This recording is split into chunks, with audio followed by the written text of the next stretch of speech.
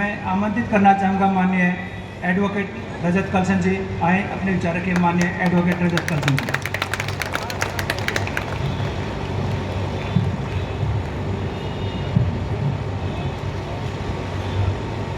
सभी साथियों को जय भीम, जय भारत, जय संविधान।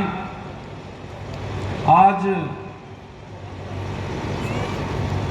बड़ा खुशी का क्षण है कि आज भिवानी की धरती पर आप लोग हजारों की संख्या में मौजूद हो और विशेष रूप से हमारी जो मातृशक्ति है उनकी संख्या भी यहाँ पर देखने वाली है। और आप लोगों के बीच में वामसेव के जो राष्ट्रीय अध्यक्ष हैं वामन बेशराम साहब, वो आप लोगों के बीच में आए हैं और मैं उनका हरियाणा में भिवानी में पहुंचने पर बहुत स्वागत करता हूं। और जितने भी मंच पर हमारे महानुभाव बैठे हैं उनका भी मैं यहां पहुंचने पर स्वागत करता हूं। और साथ ही जो यहां की टीम है उन्होंने मुझे यहां पर वक्ता के तौर पर बुलाया, उनका भी मैं धन्यवाद करता हूं। साथियों, आप में से लगभग लोग मुझे जानते भी होंगे। मैं जब से हरियाणा में, आप लोगों ने मिर्चपुर कांड का नाम सुना होगा, जब से मिर्चपुर कांड हुआ था उस समय से हरियाणा में जो दलित समाज के ऊपर, अनुसूचित जाति समाज के ऊपर अत्याचार, उत्पीड़न, शोषण, भेदभाव की जो घटनाएं होती हैं, मैं उसमें बतौर एडवोकेट, एक्टिविस्ट पिछले 10-12 सालों से काम करता आ रहा हूं। और इस दौरान बड़े बड़े हम लोगों ने केस देखे हैं और हमारे समाज के जो बड़े बड़े संगठन हैं, बड़े बड़े लोग हैं,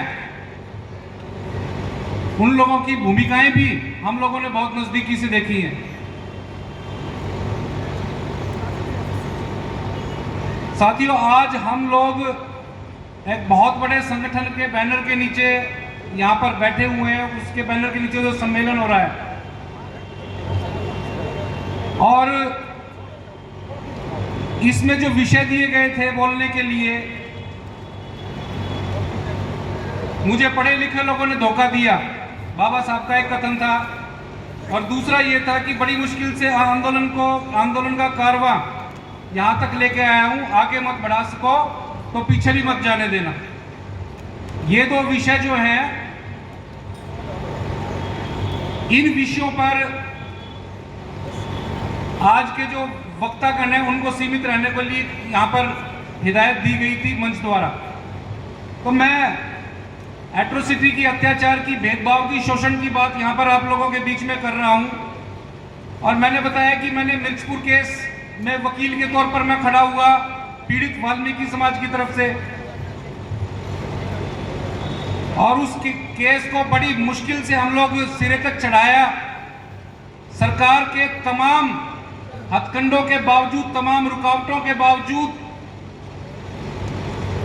और जिस वर्ग ने मिर्चपुर कांड को अंजाम दिया था उन लोगों की तमाम धमकियों, हमलों के बावजूद हम लोगों ने उस केस में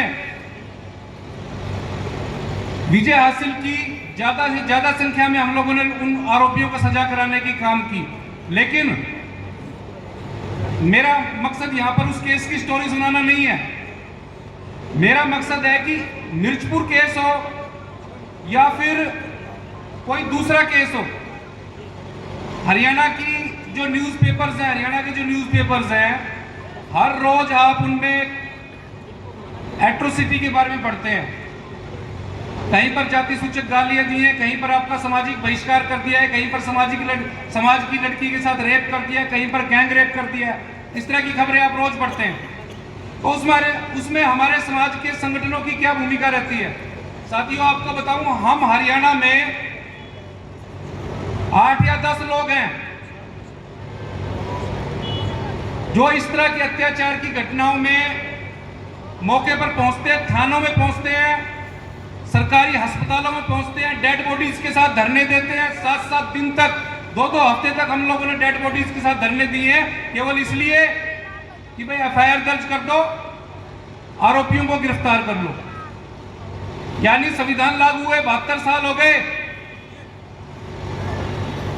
आप लोग बहुत जागरूक हो गए, आपके एसपी डीसी जिलों में लगे हुए हैं, लेकिन आपके समाज के व्यक्ति की हत्या हो जाती है और एफआईआर दर्ज नहीं होती और हम लोगों को धरने देने पड़ते हैं। मैं समाज के संगठनों की बात कर रहा हूं, बड़े बड़े संगठनों की बात कर रहा हूं। कभी भी इस तरह के आंदोलनों में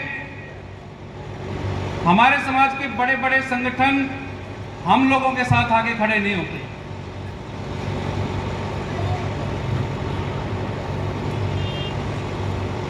साथियों, हम लोगों के खिलाफ मुकदमे दर्ज होते हैं, हम लोगों को लाठियां मारी जाती हैं, हम लोगों को जेलों में डाला जाता है, हम लोगों को जबरदस्ती गिरफ्तार किया जाता है, लेकिन समाज के बड़े बड़े संगठन इंडोर एसी जो हॉल्स होते हैं उसमें बड़ी क्रांतिकारी मिलिटेंसी वाली बातें करते हैं कि भाई हम लोग ये कर देंगे, सरकार बना देंगे, फलाना कर देंगे, मनुवाद को खत्म कर देंगे, ये कर देंगे, वो कर देंगे, लेकिन कभी सड़क पर आकर, जमीन पर आकर आंदोलन नहीं करते।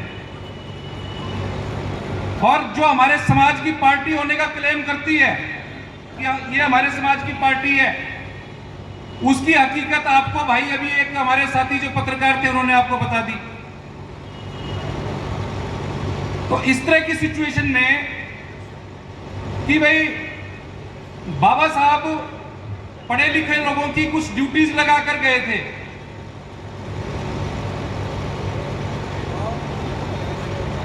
कि भी आपको अपनी अपनी जिम्मेदारी निभानी है,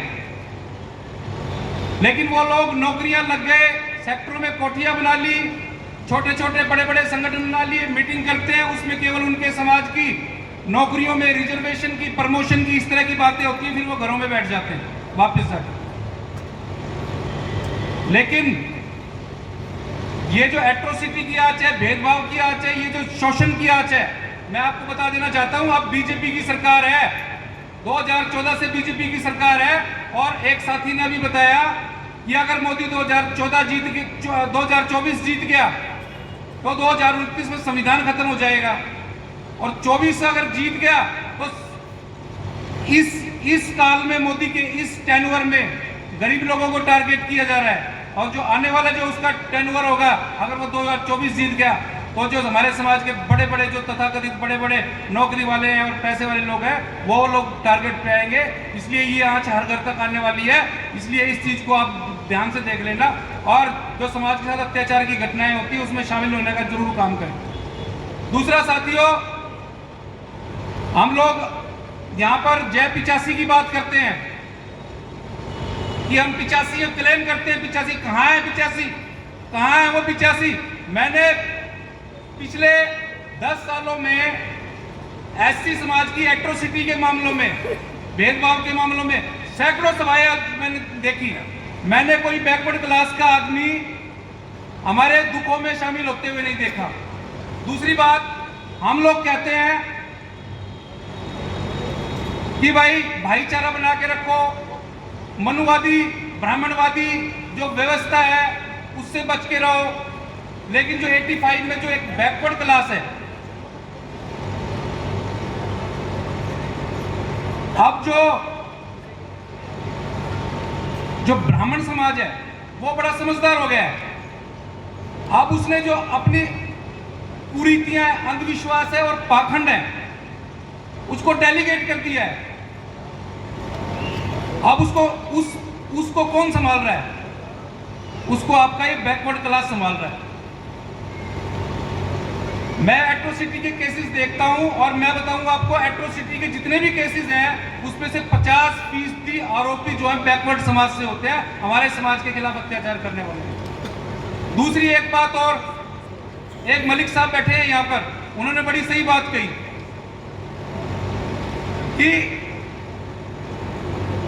जाट समाज का, गुर्जर समाज का, मतलब उनका ब्रेन वॉश कर दिया गया। उनको बताया गया कि असली हिंदू तो तुम ही हो।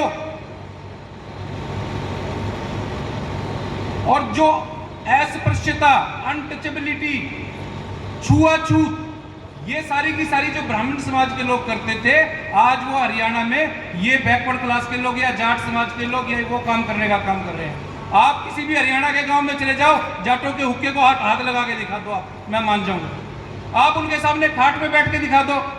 किसान आंदोलन हुआ था, किसान आंदोलन मैंने देखा था बड़ा नजदीकी से।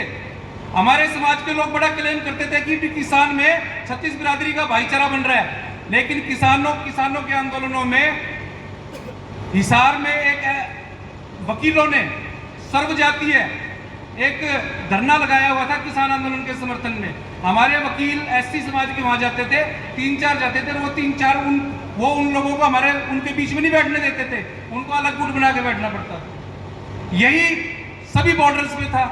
आपने किसान आंदोलन में भी देखा होगा। और वहां पे क्या हुआ था, हमारे समाज के व्यक्ति को केवल गुरु ग्रंथ साहिब छूने की वजह से काट कर और वहां पे टांग दिया था। किसी भी किसान नेता ने इसका कंडेम किया हो तो मुझे बताओ, किसी ने नहीं किया। एक और नया शब्द आ गया, भाईचारा पे भाईचारा बना के रखो। जो पहले आपने ब्राह्मणों के मुंह से एक शब्द सुना होगा कि भाई अगर मंदिर के अंदर चप्पल पहन के चले गए तो भगवान नाराज होगा, और भाई तुम मैंने रास्ते में जाओगे, एक्सीडेंट हो जाएगा, तुम मर जाओगे। मतलब एक डर पैदा किया जाता था। अब एक नया प्रोपेगेंडा चला, भाईचारा। वो केवल भाईचारा इसलिए है, भाईचारा शब्द का इस्तेमाल इसलिए किया जाता है,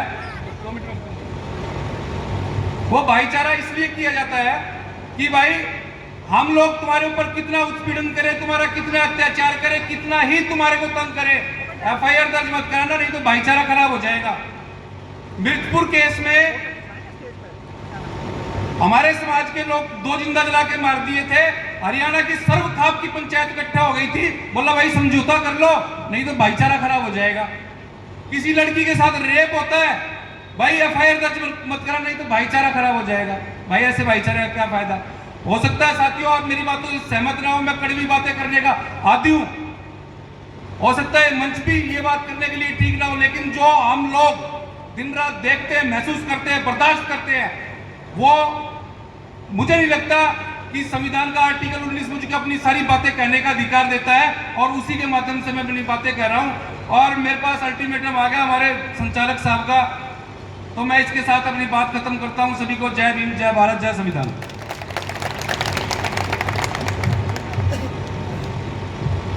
साथियों, गटर होता है ना, गटर, हम लोग